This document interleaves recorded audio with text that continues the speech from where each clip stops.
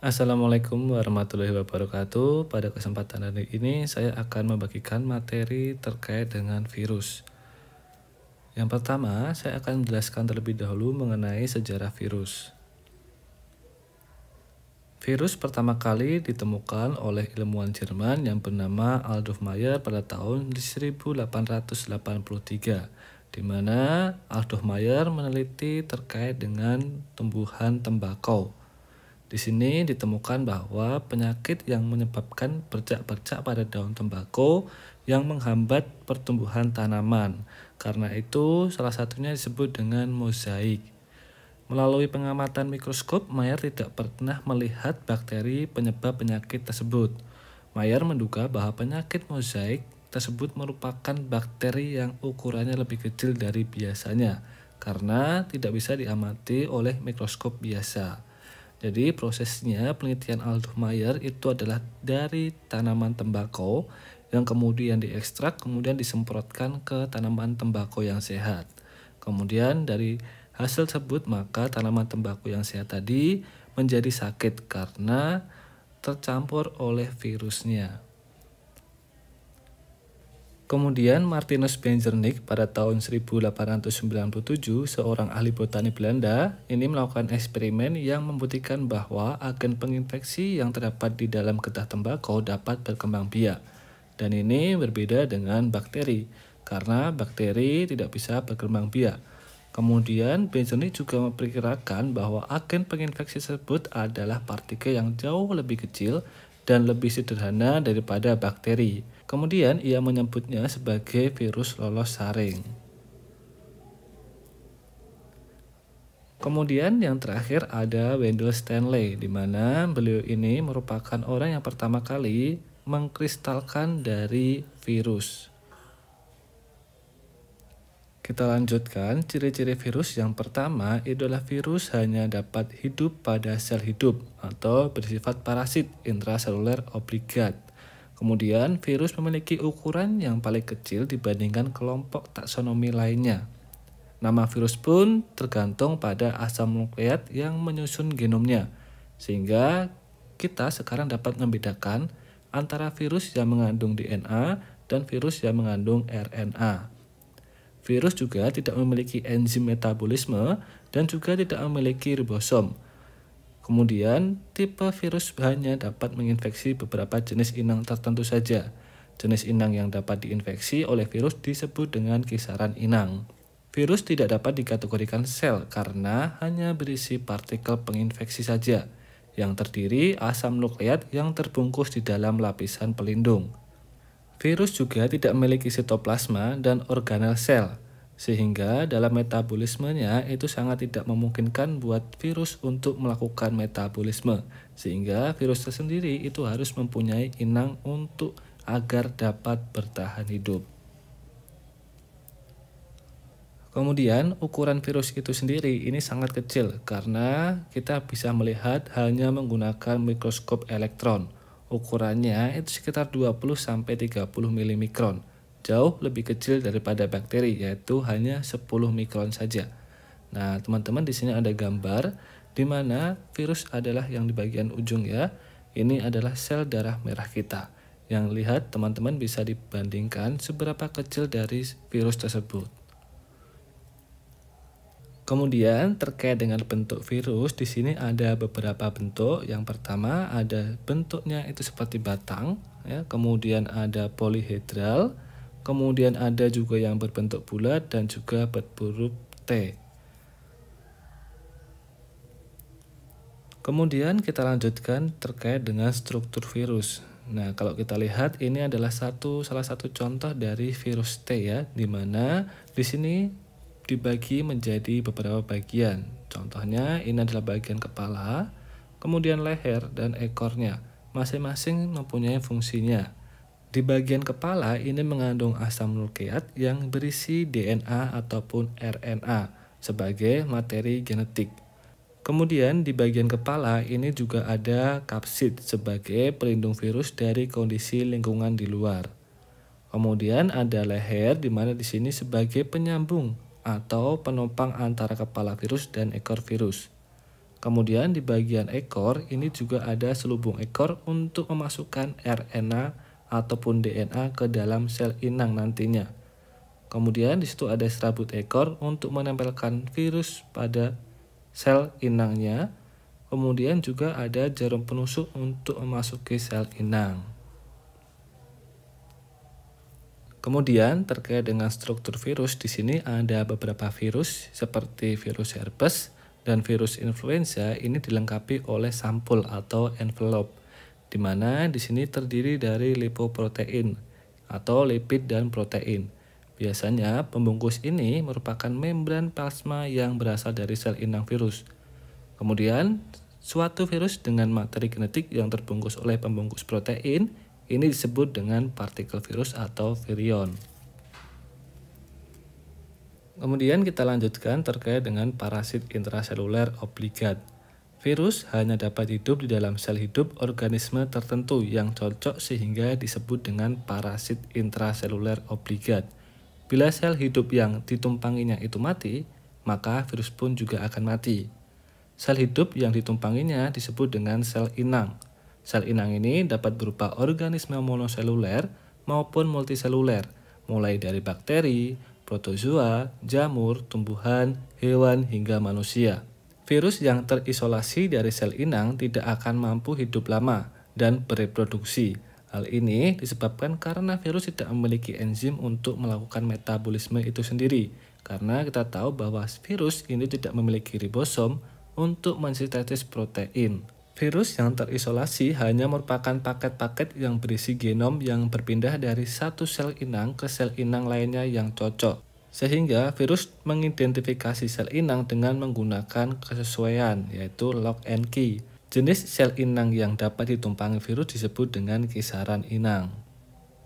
Penularan virus dari satu sel ke sel yang lainnya dapat terjadi secara langsung, seperti melalui udara, air, darah, lendir, dan media yang lainnya. Sementara penularan virus secara tidak langsung terjadi melalui perantara vektor seperti hospes atau perantara.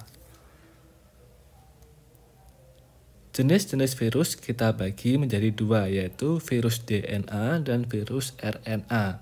Virus DNA ini memiliki genetik berupa asam nukleat berbentuk rantai ganda berpilin. Kemudian DNA dan protein virus akan menginstruksikan diri menjadi virus yang baru. Berbeda dengan virus RNA, materi genetiknya itu berupa asam nukleat yang berbentuk rantai tunggal. Kemudian RNA mengalami transkripsi menjadi DNA dan masuk ke sel inang. Kemudian ini adalah contoh-contoh dari tipe dari si virusnya. Di sini yang mengandung RNA, di sini kemudian yang mengandung DNA, RNA, dan DNA. Ini virus yang mengandung DNA, mulai dari adenovirus, Bacteriophage T4, kemudian ada Varicella zoster virus, atau ada HPV, Human Papilloma virus, kemudian juga ada Herpes simplex virus. Virus yang mengandung RNA di sini ada virus HIV, kemudian influenza, hepatitis E, poliovirus, dan coronavirus. Terkait dengan reproduksi virus, di sini dibagi menjadi dua siklusnya. Yang pertama ada siklus litik dan siklus daur lisogenik. Daur litik di sini dibagi menjadi 5 fase. Yang pertama ada fase absorpsi atau penempelan, di mana di sini ditandai dengan melekatnya ekor virus pada sel bakteri.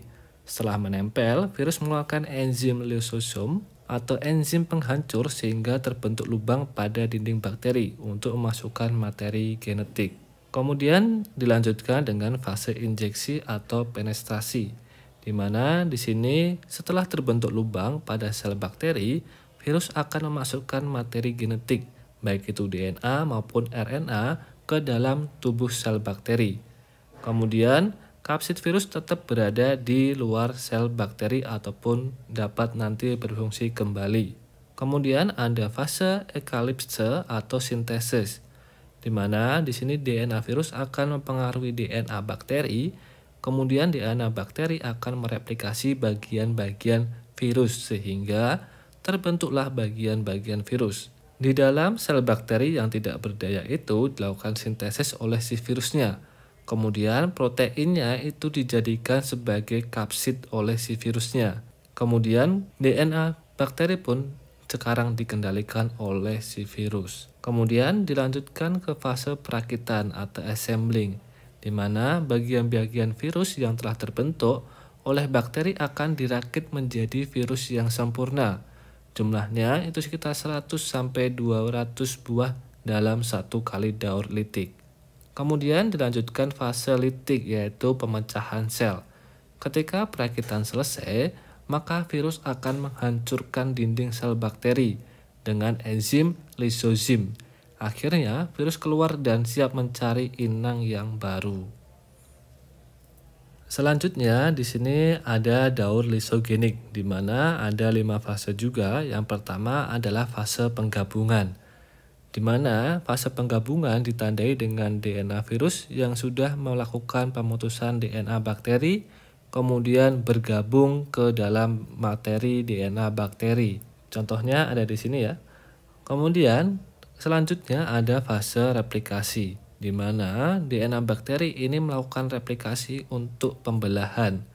Jadi, setiap kali DNA bakteri itu membelah, otomatis DNA virus juga ikut membelah atau tergandakan.